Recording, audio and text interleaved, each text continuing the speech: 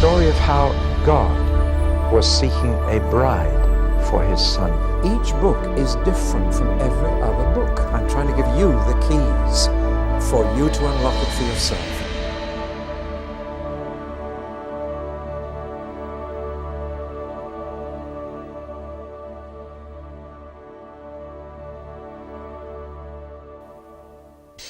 If ever you get the opportunity to go into a synagogue, look around for a very large cupboard at one side, usually covered with a curtain or a veil. This is a tiny model of one.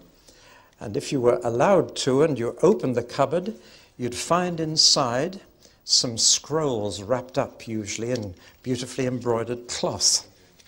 And these little scrolls would be the law of Moses. The first 5 books of the Bible, what the Jews call the Torah, or the instruction. And here I've got it all beautifully printed out in Hebrew, tiny, tiny print. But each scroll was named after the first words on the scroll, because that's how they identified them. When they pulled a scroll out of the cupboard, they would unroll just the first little bit and see which one it was. So that, for example, the book of Genesis, what we call Genesis, is called In the Beginning. And the book of Deuteronomy is simply called The Words, because the first phrase in the Hebrew is these are the words, and the first noun is words. So it was called simply The Words. That's what the rabbi would call it, but we call it the book of Deuteronomy. When the Hebrew Old Testament was translated into Greek, they had to think of a new name for this book.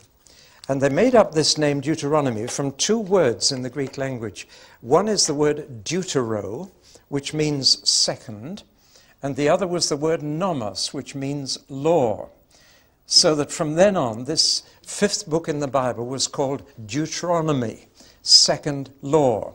And if you've read it through, then you'll notice that the first most striking thing about it is that the 10 Commandments appear in this book as well as the book of Exodus. The law comes twice. In Exodus 20 and in Deuteronomy 5, you've got the 10 Commandments. And that's what gave the book its name, the second law. Now, why should these 10 Commandments be repeated a second time? And not just the 10, but there are altogether 613 laws of Moses, which he gave to the people of Israel. And they're repeated, Exodus and Deuteronomy. Why? Well, the clue lies in the book of Numbers, which tells you that the book of Deuteronomy was written 40 years after the book of Exodus. And that during those 40 years, an entire generation died. All the adults who came out of Egypt and crossed the Red Sea and camped at Sinai and heard the 10 Commandments the first time, they're all dead. Because they broke that law so quickly that God said, you will never get into the promised land. You've got to wander around the wilderness for the next 40 years until all of you are dead. And so an entire generation has disappeared. And the new generation were only kids. They were only little children when they crossed the Red Sea and when they camped at Sinai. Many of them would hardly even remember what happened when their fathers came out of Egypt. And so now a new generation has to hear this law all over again. A new generation must enter into the covenant with God. And this happens to us too. Our children must enter into the covenant we have with God for themselves. Because God has no grandchildren. And you can't inherit these things. You have to enter into God's promises yourself. Your parents may have been in the covenant, your grandparents. You may trace a family tree right back, but that doesn't bring you in. And so Moses had to go through it all again. There were actually 3 people, and only 3, still surviving from the Exodus days. Joshua, Caleb, and Moses himself. Joshua was now 80, and Moses was 120. So he is facing the need of an entirely new generation who didn't make that covenant with God, who didn't say, we will. It was a marriage service at Sinai, and they said, we will, to God.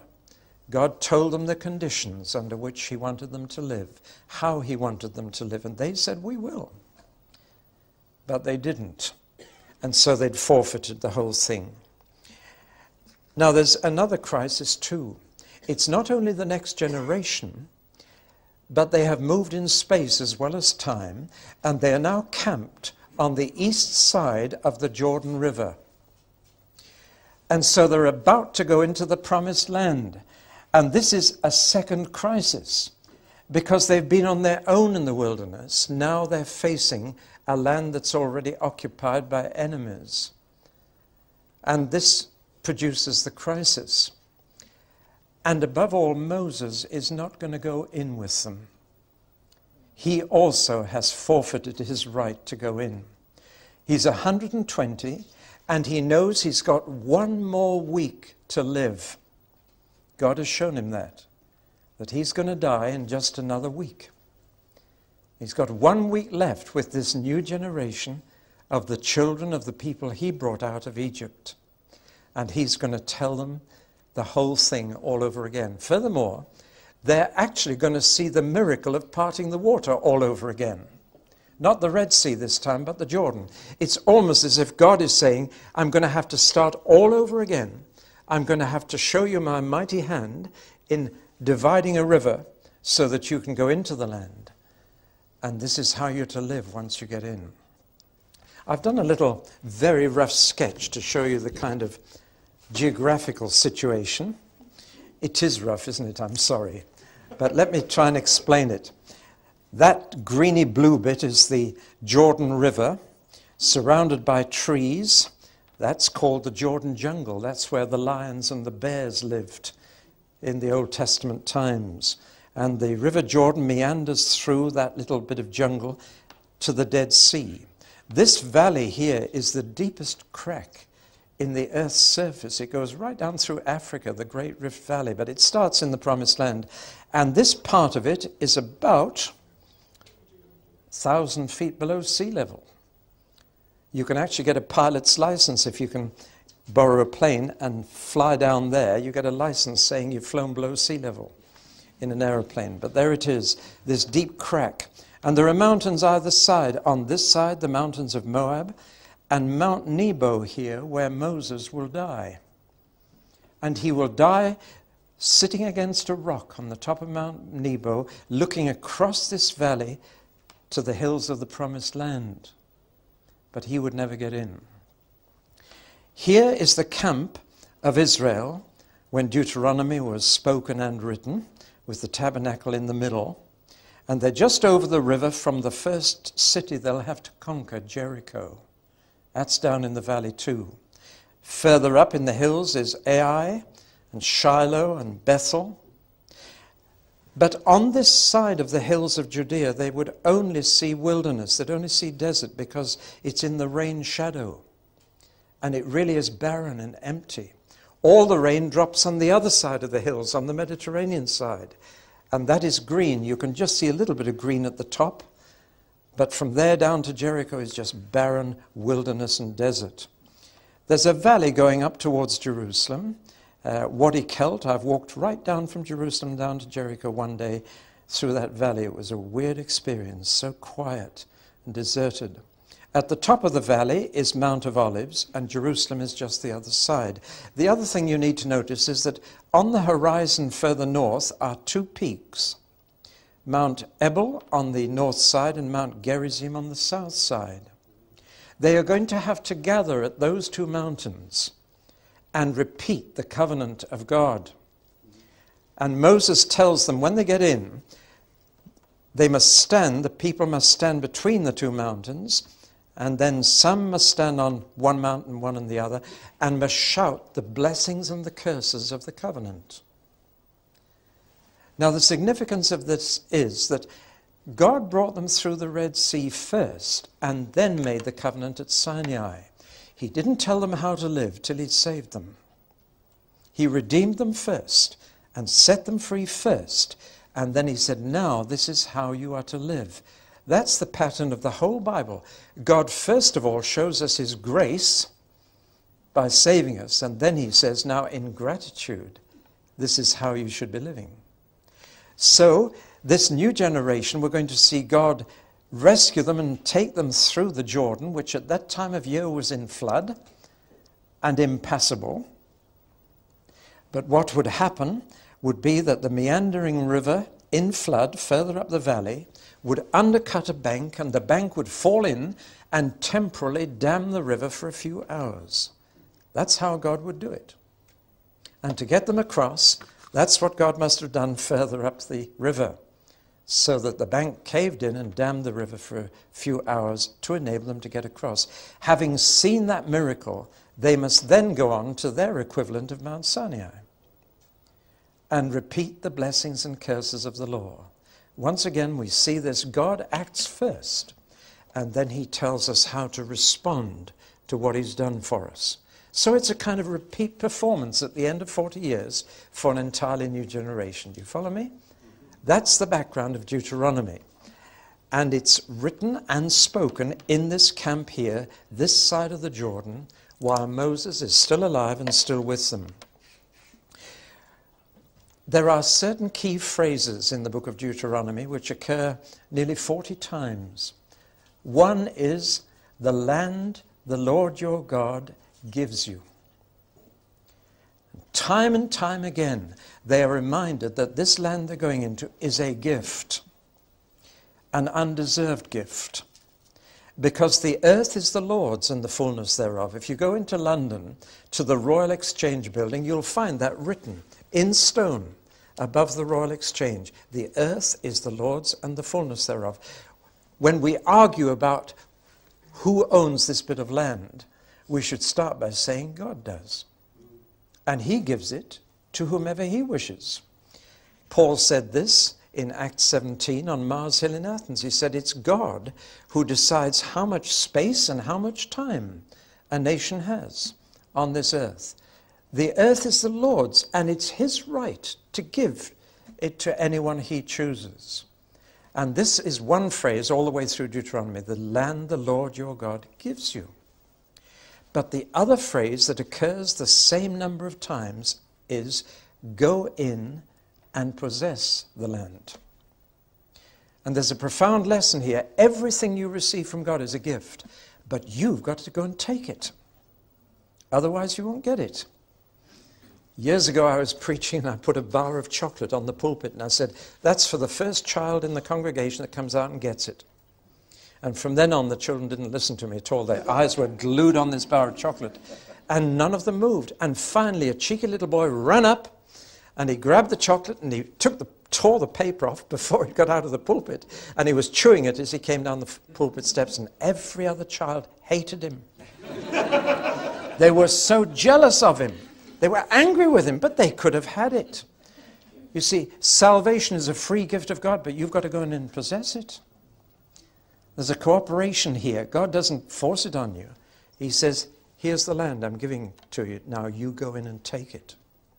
And possessing it was going to be a very costly thing. They would have to fight for it. They'd have to struggle for it. So even though God gives everything to us, we have to make an effort to take it. That's how both the Old and the New Testament work. And we need to emphasize both. God freely offers you this, but you've got to reach out and grab it. It's yours if you'll take it freely. And that was the lesson I was trying to make with that bar of chocolate. Now then, was this land theirs to keep? That's an important question. And if you read Deuteronomy carefully, you come to two conclusions. Number one, I call unconditional ownership. And number two, I call conditional occupation. And that is still the case even for Israel today. And we need to hold both those truths. Unconditional ownership. God says, I'm giving it to you forever. But that doesn't mean you can occupy it forever. The occupation of it is conditional. Now, have you got that? That's a very important distinction. It's yours unconditionally. You can own it forever. But whether you can live in it and enjoy it depends on how you live in it. And we're going to see that Deuteronomy message is very simple. You can keep the land as long as you keep my law. But if you don't keep it, even though you own it, I've given it to you, you will not be free to live in it and enjoy it. You understand the difference then between unconditional ownership and conditional occupation? The land could be taken from them, even though they owned it forever, because they were not living right in it. That is a very important distinction which the prophets of the Old Testament are constantly reminding them about. The prophets say you own this land, but you're not going to be able to go on enjoying it if you go on living this way. The covenant linked the land and the law of God. And still to this day, the promises of God are conditional. They're gifts to you, but how you live in those promises determines whether you can enjoy them. Now, one of the most interesting things about Deuteronomy is this. Hope you're not put off by all those big words. I'm sure that first word you probably have never heard of. It's in the Oxford English Dictionary, and it's a well-known term from ancient history. Whenever a king expanded his empire and took in other countries, he would make a treaty with the countries he conquered. And the treaty was called a suzerain treaty. If you've ever been to the island of Sark in the Channel Islands, you'll know that the family that governs that little island is called a suzerain. Same word. And a suzerain treaty was made between a king and a country that had now become subject to him. And roughly speaking, the treaty would be an agreement that if they behaved themselves, he would protect them and provide for them. But if they misbehaved and didn't live the way he wanted them to, then he would punish them. And there are many, many examples that archaeology has uncovered from the ancient world, particularly Egypt. When Egypt conquered another country, the Pharaoh would make a suzerain treaty with them, an agreement that they could still live with relative autonomy and freedom, but they had to live his way. And there's a pattern in these treaties which is very clear. And the interesting thing is that when you look at these treaties from the ancient world, of a king who now had a new people subject to him, it's exactly the same outline as the book of Deuteronomy. Moses, when he was trained in the University of Egypt, must have seen some of these treaties and studied them. And here's Moses now presenting the covenant to the people of Israel in the form of a treaty.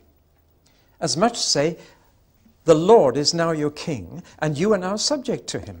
And this is the treaty he is making with you. This is how you're to behave. And the pattern of the treaty in the olden days was exactly as we have it on the board here. There was a bit of a preamble. This is a treaty between Pharaoh and between the Hittites or whatever. And then there would be a historical prologue that summarized how this king and this people came to be related to each other. And after that little bit of history, there would be a declaration of the basic principles on which the whole treaty would be based. After that, there were detailed laws in the treaty as to how they were to behave. And then came sanctions, meaning rewards or punishments. What the king would do if they did behave properly and what he would do if they didn't. And then after that, they usually had a witness to sign it, but they would call on the gods to witness the treaty. And then finally, usually it was divine witnesses that were called. They would call on the gods in a religious ceremony to witness the treaty. And finally, there would be what we've called a provision for continuity. What would happen if the king died? And a successor would be named to whom the people would still be subject. And finally, all that would be settled in a ceremony when all these things would be written down and signed and agreed between the king and his new subjects. Now, isn't that fascinating? That all these treaties they've dug up are exactly the same shape as Deuteronomy. So that Moses, with his university training in Egyptian history, was presenting the covenant in a form that would be easily recognized by these people. They would know God is now our king. This is how we're to behave. And if we behave ourselves according to his laws, everything will be fine. Which raises the interesting question, what would God do if they didn't behave themselves? The sanctions. By the way, the basic principles in Deuteronomy are the Ten Commandments. Then we have a whole lot of detailed legislation. But what about these sanctions? What would God do to them if they didn't live the way he told them to? There were two things that God would do. One natural and the other human. The natural sanction was, if you don't behave properly, you get no rain.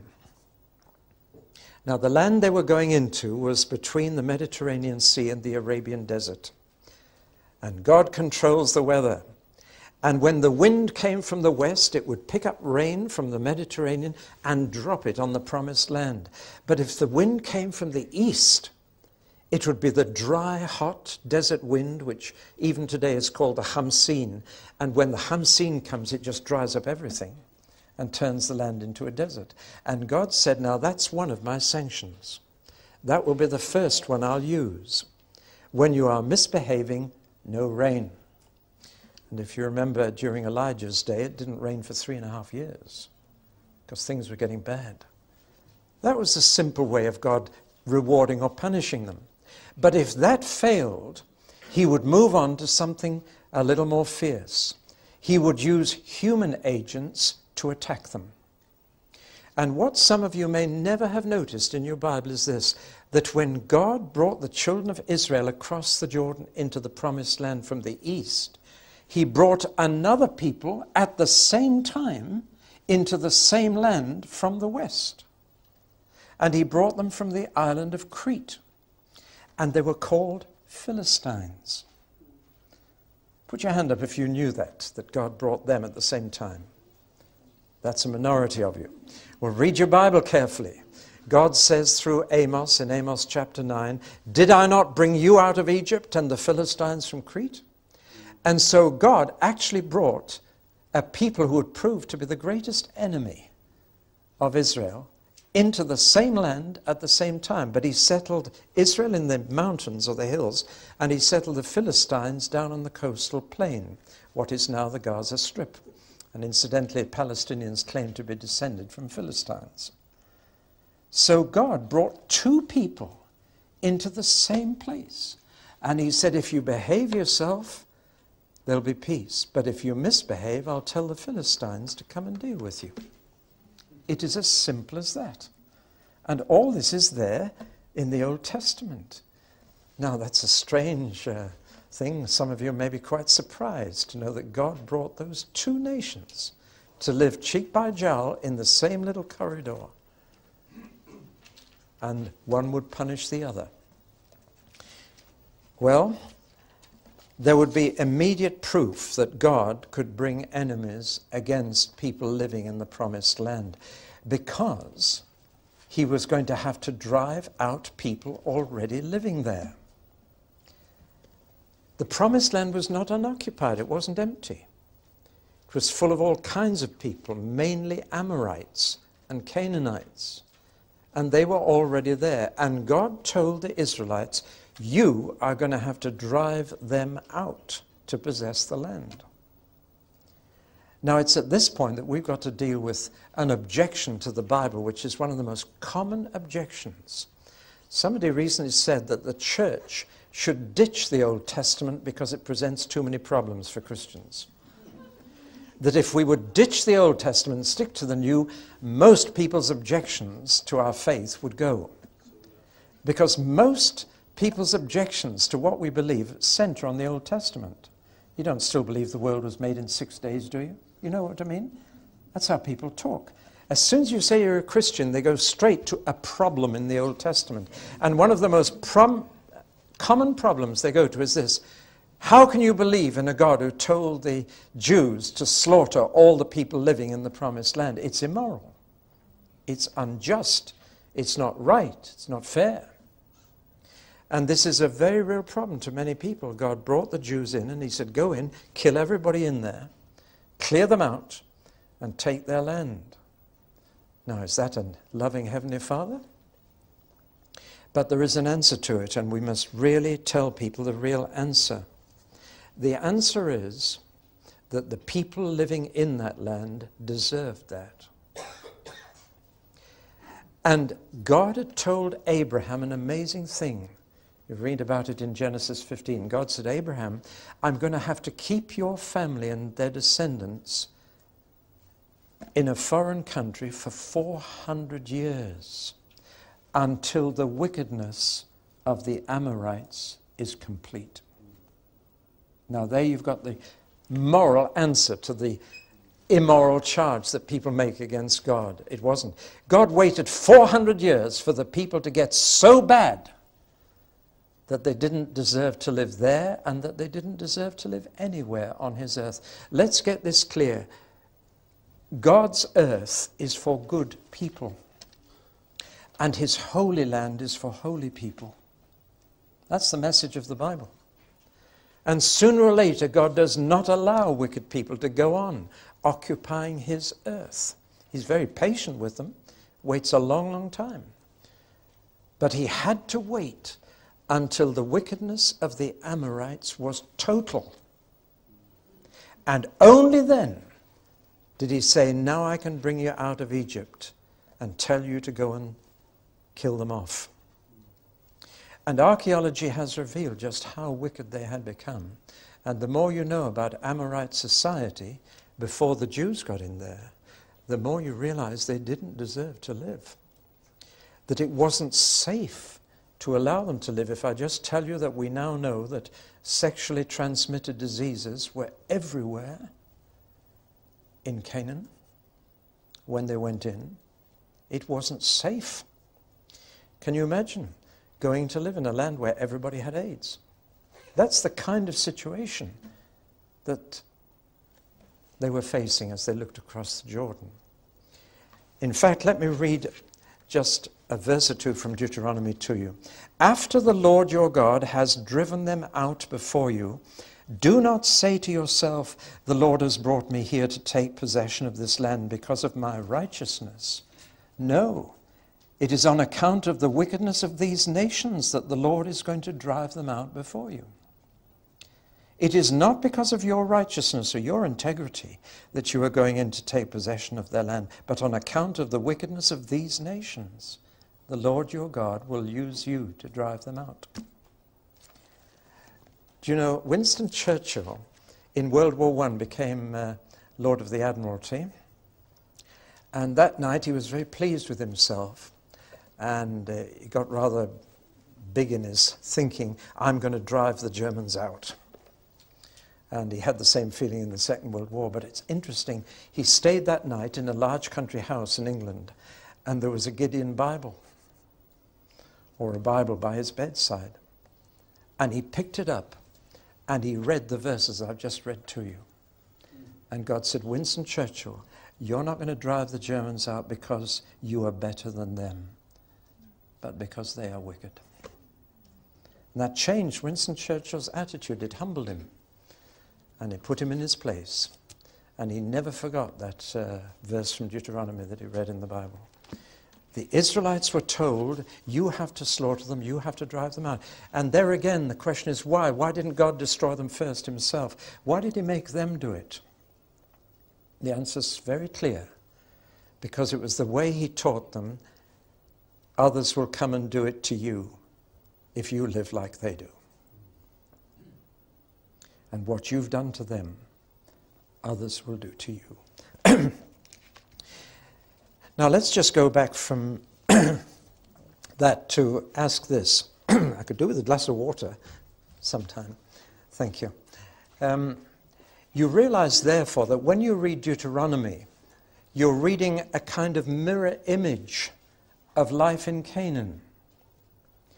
Everything God tells them not to do is what was already happening. Do you follow me? So that if you read Deuteronomy carefully, you can build up a picture of what was happening in the land before they got into it. And I could summarize it in 3 words. Number 1, immorality. There's so much in Deuteronomy about sexual immorality because that was precisely what was going on in the country they were entering. There was fornication, there was adultery, there was promiscuity, there was incest, there was homosexuality, there was transvestism, people changing clothes, there was buggery, sex with animals, there was widespread divorce and remarriage, and as I've said already, venereal disease everywhere. Now, Deuteronomy is telling them not to get involved in that kind of thing. The second thing I would say is injustice. We know that the rich were getting richer and the poor were getting poorer. Pride and greed were there, selfishness was there, exploitation. And who was suffering? The blind and the deaf, people who couldn't get their share of wealth, and particularly widows and orphans were being very badly treated. Everybody was out for number 1. And God said, you're not to do that. You're to look after the deaf and the blind. You're to look after the widow and the orphan. And the third thing that was characteristic of Canaan was idolatry. Occultism, superstition, astrology, spiritism, necromancy, this consulting the dead, and above all, fertility cults. Horrible things that worship Mother Earth, Mother Nature, and tried to produce fertility by sexual acts of worship. In the pagan temples in that land, there were male and female prostitutes. And when you wanted to worship, you went and you had sex with one of them. No wonder people crowded the temples. And all over the country were what the Bible calls Asherah or poles, which were simply phallic symbols standing up.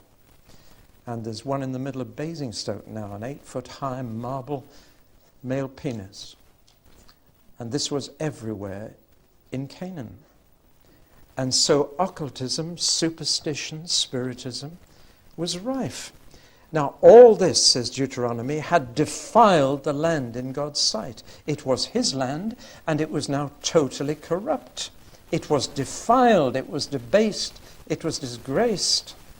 And God couldn't let it go on.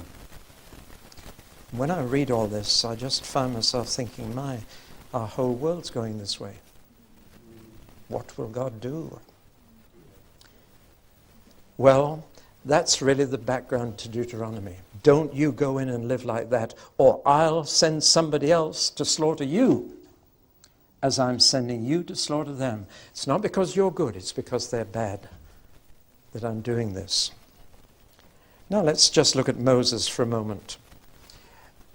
He's facing a new generation. Their parents had failed. They'd forfeited the land promised to their forefathers. Now Moses looks at their children and he thinks, will they survive? Will they make it? Will they live right? Going in and facing all this? It's bad enough in the wilderness where the temptations were very few and far between.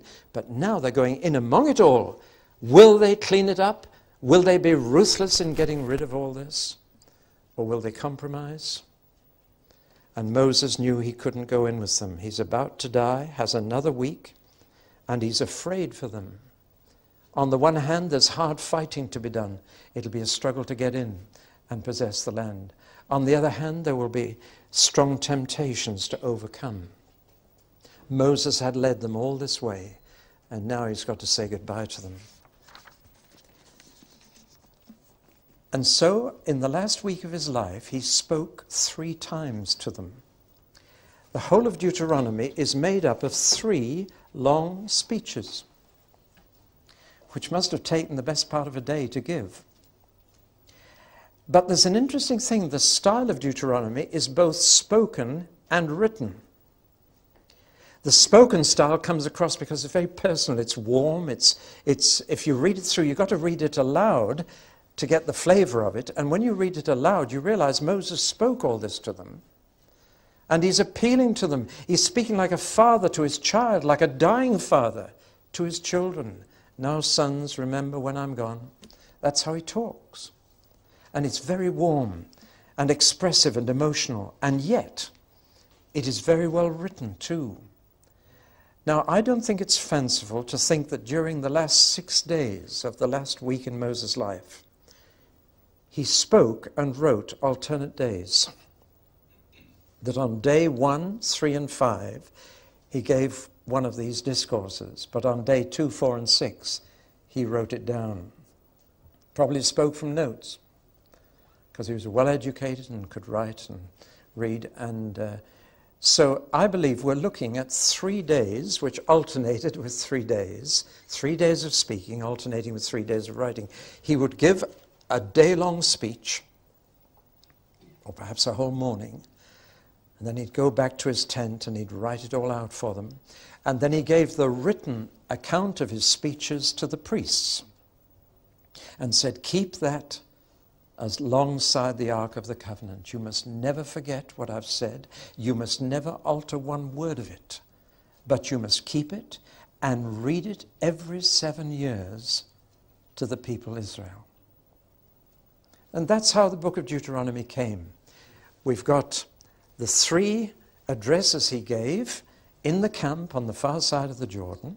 The first is all about the past, looking back over the 40 years and beyond, looking back over what their fathers did. And then he comes to the present and he gives them the law all over again. He gives them first the basic principles in chapters 4 to 11, and then he spells it out in detail in chapters 12 to 26. Then, the third and last time he spoke to them, just before he died, he provided for their future. Among other things, he says, I've appointed Joshua to take over from me. I brought you out of Egypt. Joshua's going to take you in. And when you get in, you must go to Mount Ebal and Mount Gerizim and recite this law and take it upon yourselves. But God will bring you in.